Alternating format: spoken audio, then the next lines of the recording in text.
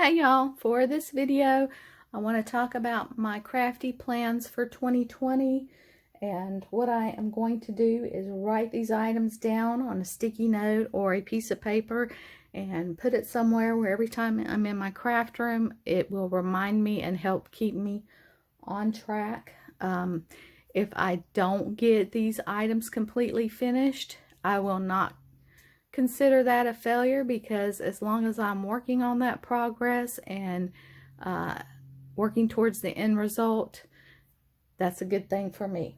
So the first thing I want to talk about is photos. Of course, we always work on organizing our digital photos, and to me that is a never-ending task because we're always taking photos, and you'll always be organizing them. But the part of the photos that I want to work on is digitizing my non-digital photos, because I have drawers full of these envelopes with photos when you had to buy film. Take your photos and get them processed and pick them back up.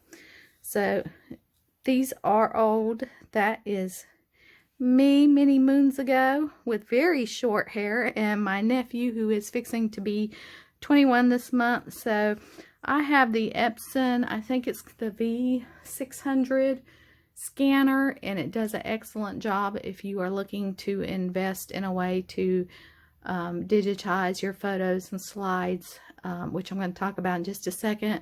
I suggest you look at investing in one of those. It's fairly simple and straightforward to use.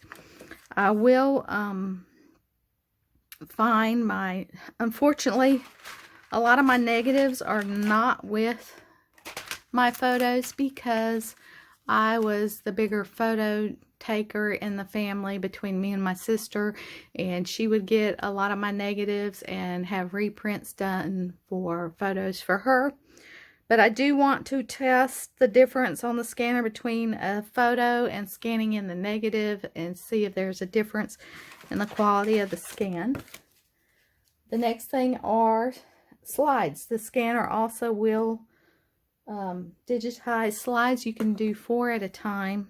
And my father was the photo taker in our family, and he has a drawer full of these slide cubes. And they date back to the 70s, 60s, and I believe he even has some from the 1950s.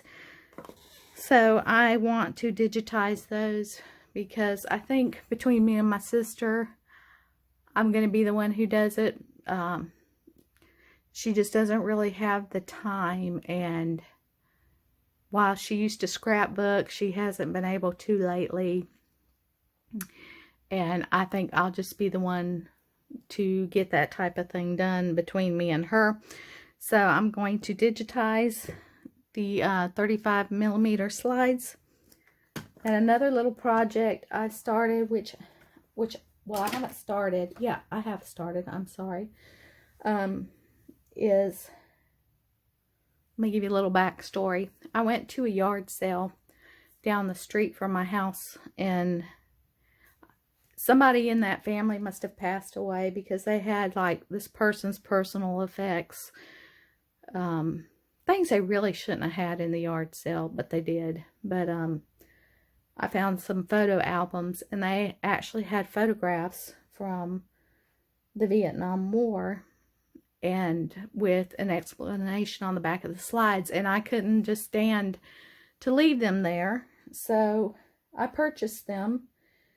And because that's a part of history, and there's actually a couple of famous actors in a couple of those photos who I guess would go around and tour and visit overseas.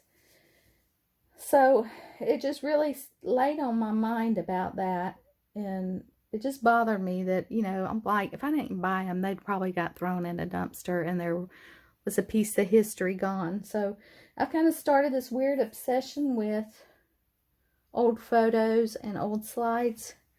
So I purchased some slides like off of eBay. These are from 1958. It's the Cub Scout parade, and there's a birthday party, and I just thought it would be really cool to put those photos somewhere because it is a piece of history.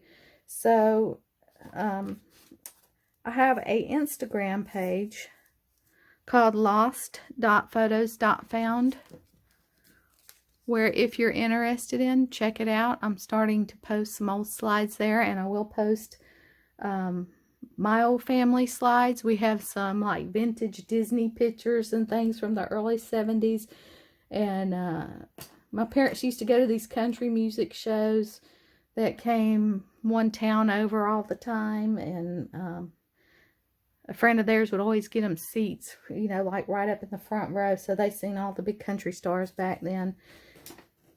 And so there's pictures of those. And so if you're interested in that kind of kitschy, vintagey stuff, check out my Instagram page. I plan on adding a photo daily or every other day or so. So that's all I'm going to say about photos. My next thing I want to talk about is my planner.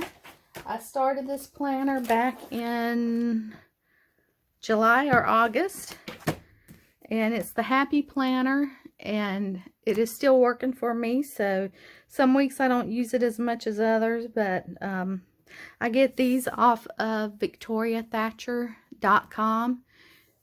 She provides these free printables, so it really doesn't cost you anything, and I just cut and glue them down.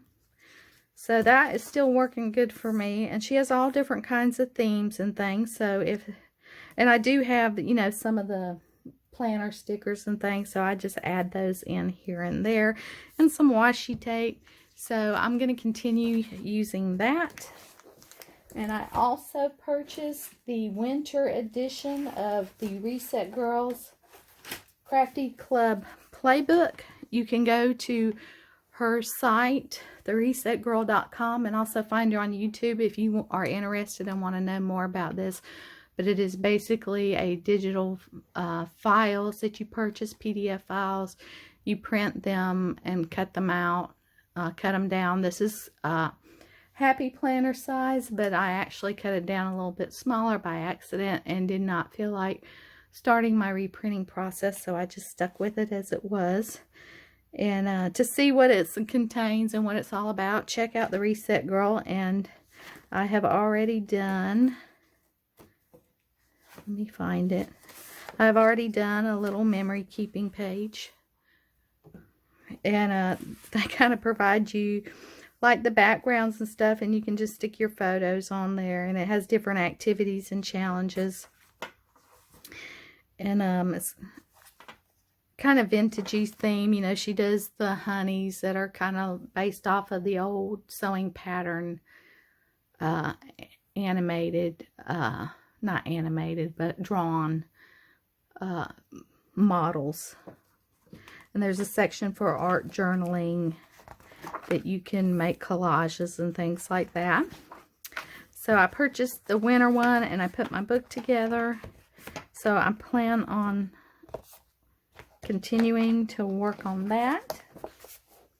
And then as far as scrapbooking, my scrapbooking goals, I normally do about 4 layouts a month, and I want to do more than 4 layouts a month. And of course, I want to spend less at Tuesday morning. That's my problem. I just need to stay out of the store unless there's something I absolutely know that they have in stock and I want to treat myself. So, because we had to make a big purchase last year, we had to...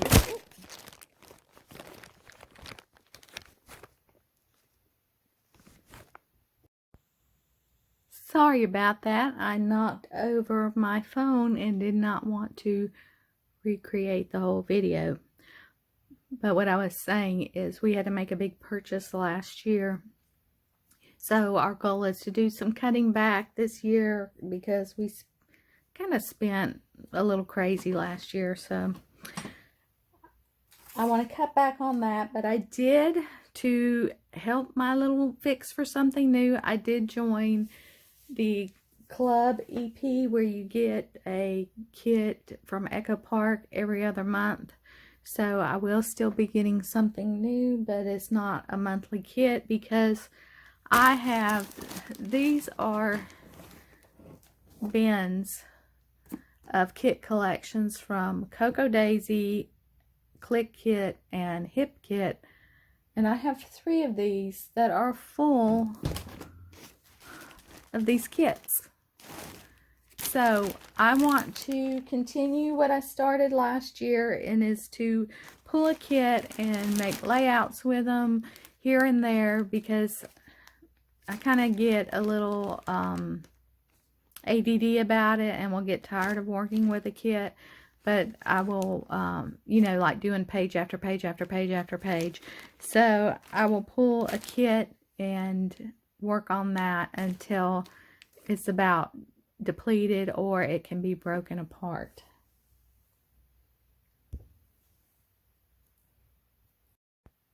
And of course, the last thing I want to do is to continue organizing. I had big dreams of getting it done over the holidays, which of course I didn't, but I will continue to work on that diligently, and eventually it'll get done. And we'll see you next time.